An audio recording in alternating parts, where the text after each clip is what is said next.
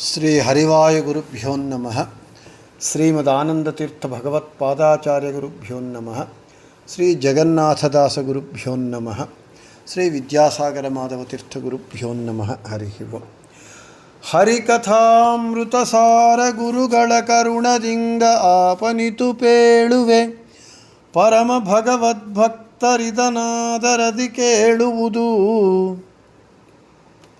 మన హరికథామృత సారము పాఠంలో మనము ఇంతవరకు 8 సంధులను ముగించుకున్నాము.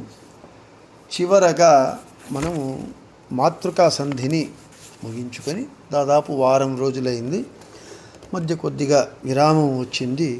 మళ్ళీ హరికథామృత సారము పాఠాన్ని కొనసాగిస్తూ ఈరోజు 9వ సంధి అయినటువంటి వర్ణ ప్రక్రియా సంధి లేదా జీవ ప్రకరణ సంధి లేదా ఉదాత్తానుదాత్త సంధి అని ఈ సంధికి 3 పేర్లున్నాయి.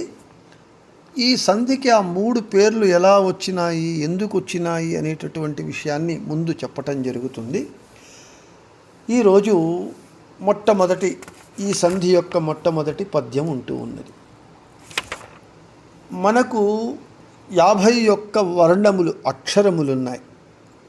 అక్షరములో అనేక రకములున్నాయి, విభాగములున్నాయి.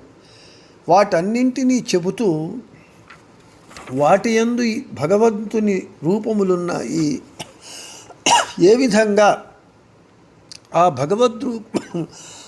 ఉపాసన చెయ్యాలి అనేటటువంటి విషయాన్ని చెబుతున్నారు జగన్నాథదాసుల వారు.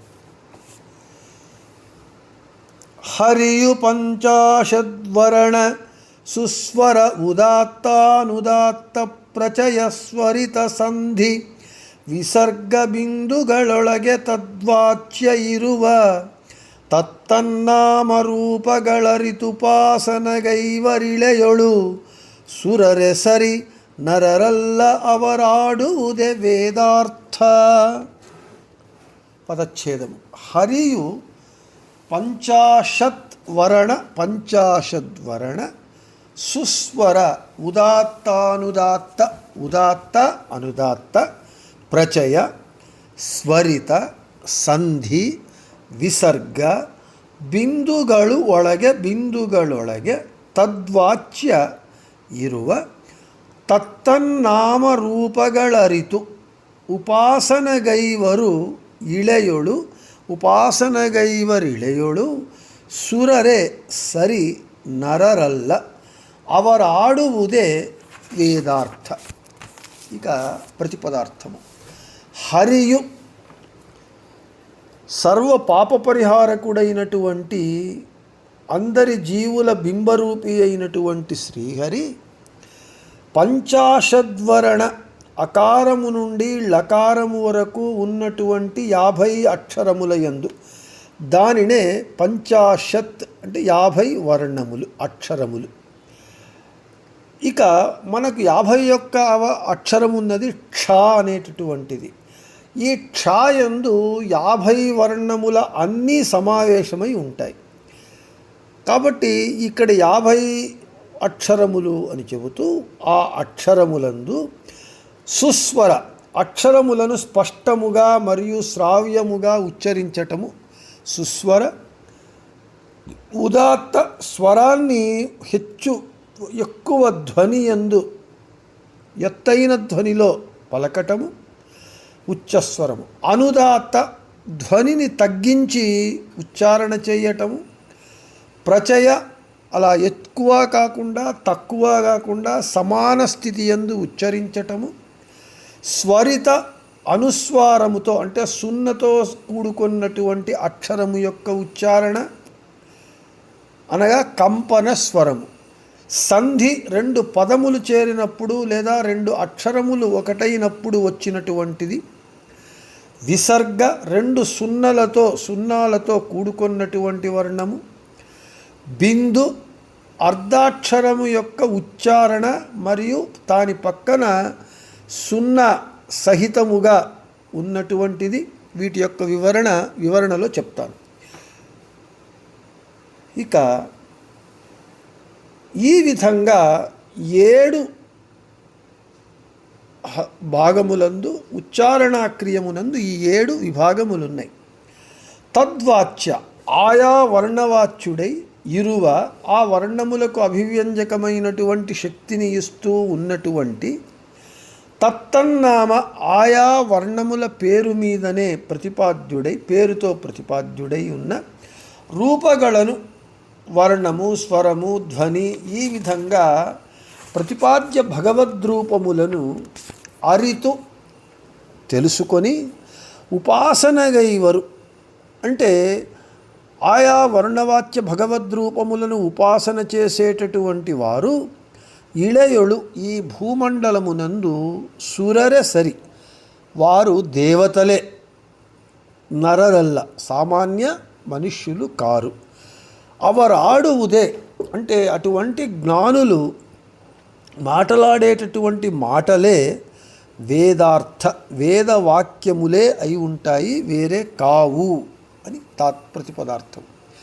ఇక తాత్పర్యము సర్వ పాప పరిహారకుడైనటువంటి సర్వజీవుల బింబరూపి అయినటువంటి భగవంతుడు 50 వర్ణములయందు ఉన్నటువంటి సుస్వరము, ఉదాత్త, అనుదాత్త, ప్రచయ, స్వరిత, సంధి, విసర్గము, బిందు ఈ విధమైనటువంటి 7 విభాగముల ఉచ్చారణ క్రియయందు భగవంతుడు ఆయా వర్ణవాచ్యుడై ఆయా వర్ణములకు ఆ శక్తిని ఇస్తూ ఆయా పేర్లతో ఆయా రూపములను కలిగి ఉన్నాడు అనేటటువంటి జ్ఞానమును పొంది జ్ఞానానుసంధానంగా ఆ విధంగా భగవంతుణ్ణి ఆ వర్ణవాచ్య భగవద్రూపములను ధ్యానము చేసేటటువంటి వారు ఈ భూమండలమునందు దేవతలే, వాళ్ళు సామాన్య మనుష్యులు కారు.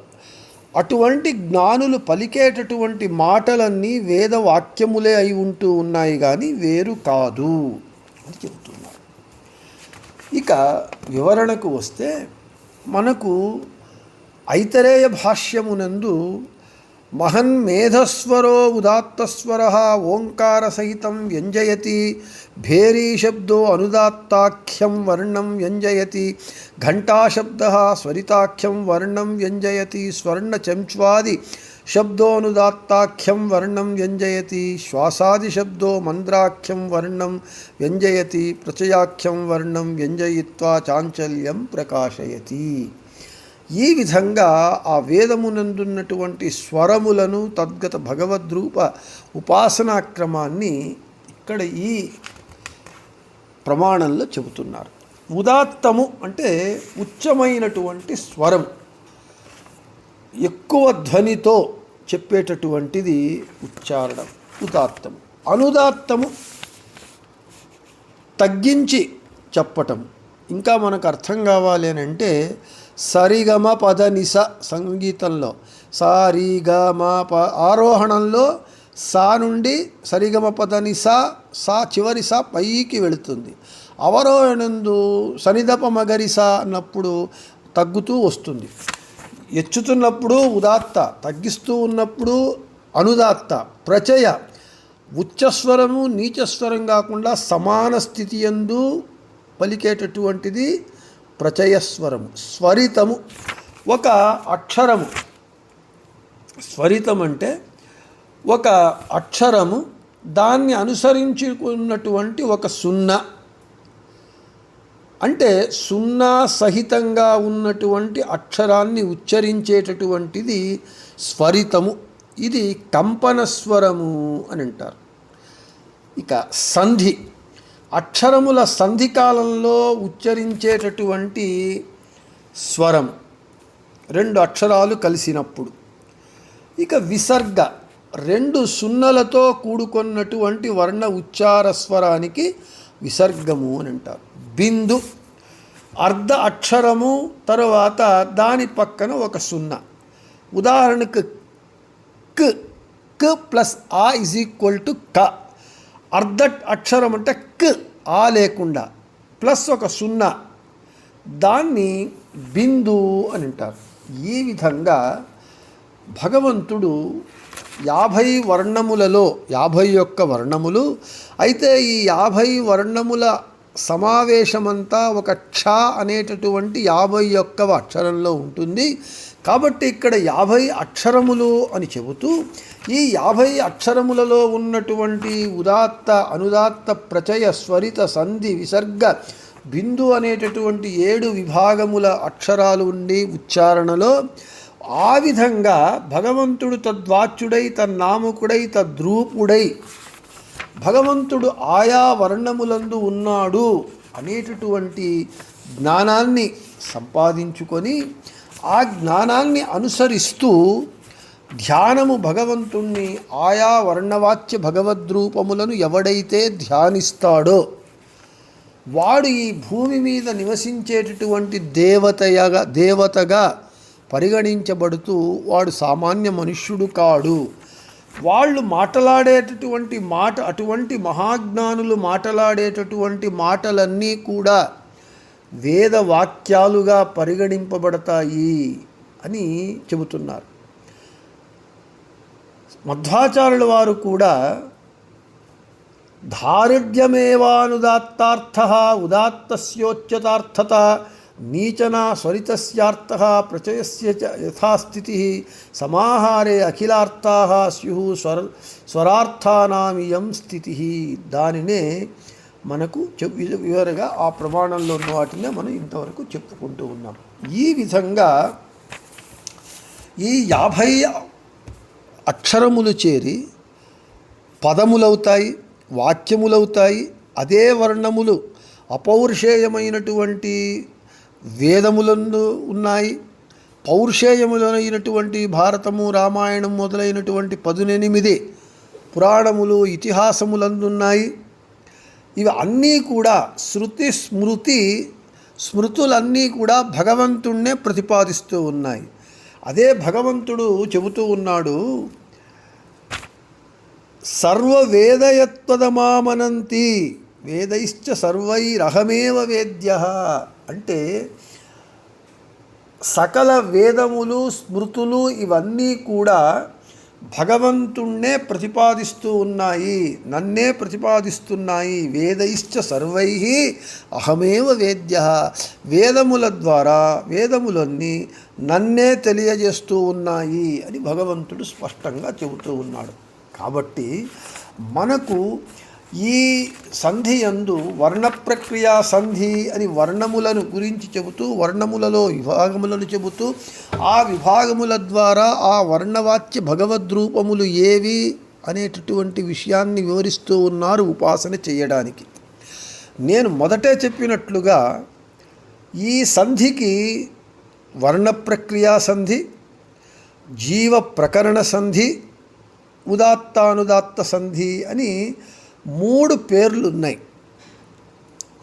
ఆ పేర్లు ఎందుకు ఈ సంధికి వచ్చినాయి అని అంటే, ఇంతవరకు మనం చెప్పుకున్నట్లుగా అకారము నుండి క్షకార పర్యంతము ఉన్నటువంటి 51 అక్షరములు, వాటి ఉచ్చారణ క్రియ, వర్ణవాచ్య వర్ణ ప్రతిపాద్య అజాది మొదలుకొని క్షకార లక్ష్మీ నరసింహ పర్యంతము ఉన్నటువంటి భగవద్రూపముల వివరములు, అక్షర సంయోగముల చేత వచ్చేటటువంటి పదముల ఉత్పత్తి, ఆ పదముల కలయికతో కలిగేటటువంటి వాక్యముల ఉత్పత్తి, వాటి చేత కలిగేటటువంటి అర్థానుపత్తి, సప్తస్వరాలు, వాటి చేత కలిగేటటువంటి ఆ భగవంతుని మహిమా విశేషాలు తెలియజేయటమే ఈ సంధి యొక్క ముఖ్య ఉద్దేశం. అంటే వర్ణముల చేత కలిగేటటువంటి, తెలిసేటటువంటి, వర్ణములు తెలియజేసేటటువంటి భగవద్రూప విశేష మహిమలను తెలియజేస్తుంది. కాబట్టి దీనికి వర్ణ